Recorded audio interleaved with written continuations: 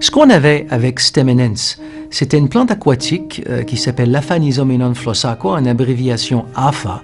Et les gens qui consommaient APHA rapportaient une grande variété de bienfaits. Donc le mystère un peu, c'était qu'est-ce que APHA fait dans le corps pour entraîner comme ça des bienfaits qui touchent plusieurs aspects de la physiologie humaine.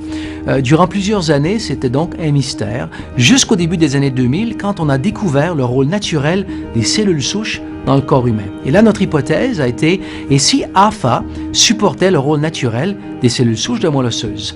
De cette façon, quand les cellules souches vont dans le pancréas d'un individu, cette personne peut expérimenter des bienfaits, une amélioration des fonctions du pancréas. Dans le foie d'un autre individu, c'est une amélioration des fonctions hépatiques. Et la même chose comme ça dans un peu tous les tissus. Donc, on est allé en laboratoire et puis on a testé l'effet d'APHA sur les cellules souches et on a découvert effectivement que c'est ce que l'APHA fait. L'APHA soutient la libération, augmente la libération naturelle des cellules souches de la moelle osseuse. On a identifié les composés actifs, on les a concentrés et c'est le produit, donc Stemenens. Après avoir développé Stemenens, c'était un peu difficile de penser qu'il y avait comme ça dans la nature une seule plante qui puisse supporter comme ça les fonctions naturelles des cellules souches dans le corps. Donc on s'est posé la question inverse et on s'est dit quelle autre plante comme ça dans l'histoire sont connues pour apporter une grande variété de bienfaits. Et peut-être le mécanisme d'action, et tout comme l'APHA, est un soutien du rôle naturel des cellules souches dans le corps, une libération des cellules souches de la moelle osseuse. Donc en utilisant les méthodes qu'on avait développées pour développer le Stemenens, on est donc allé étudier plusieurs de ces plantes et on en a découvert 2 qui supportent la libération naturelle des cellules souches de la moelle osseuse. Le premier, c'est fucoïdane. Fucoïdane, c'est un polysaccharide très gros, c'est une grosse molécule. Et le fucoïdane se retrouve dans plusieurs algues marines. Maintenant, le fucoïdane ou les différents fucoïdanes peuvent avoir des effets vraiment différents, comme ça dans le corps humain. Et le fucoïdane d'une algue marine bien particulière, le Undaria pinnatifida, donc, et seulement le fucoïdane de cette algue marine nous a donné les résultats qu'on attendait. Donc une augmentation du nombre de cellules souches en circulation dans le sang. L'effet, par contre, est différent de ce qu'on a avec le Stemenens. L'augmentation est très lente, mais son effet est soutenu. 3-4 heures après la consommation, encore, on voit que le nombre de cellules souches dans le sang est soutenu et parfois même continue à augmenter. L'autre plante qu'on a découvert, c'est le fauteuil. Et là, le fauteuil est attaché à une histoire vraiment intéressante.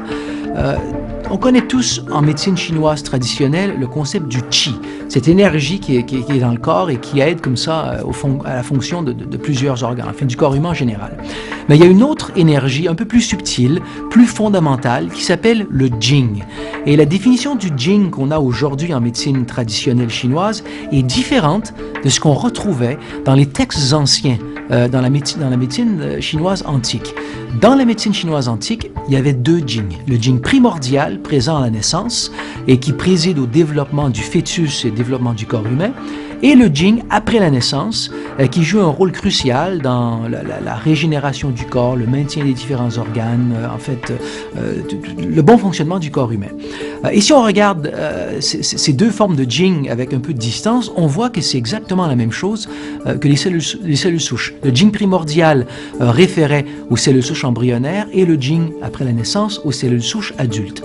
Donc on a fait un peu le raisonnement inverse et on s'est dit quelles sont les plantes connues aujourd'hui qui peuvent supporter le Jing en médecine chinoise traditionnelle. Et il n'y en a pas beaucoup. On les a étudiées en laboratoire, on a trouvé qu'une d'entre elles, le Foti, supporte également la libération des cellules souches de la moelle osseuse.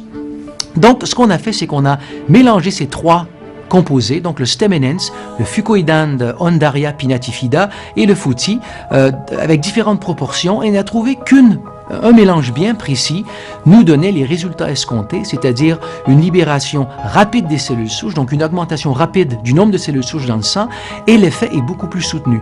Donc quelques heures après, on a toujours un nombre élevé de cellules souches dans le sang.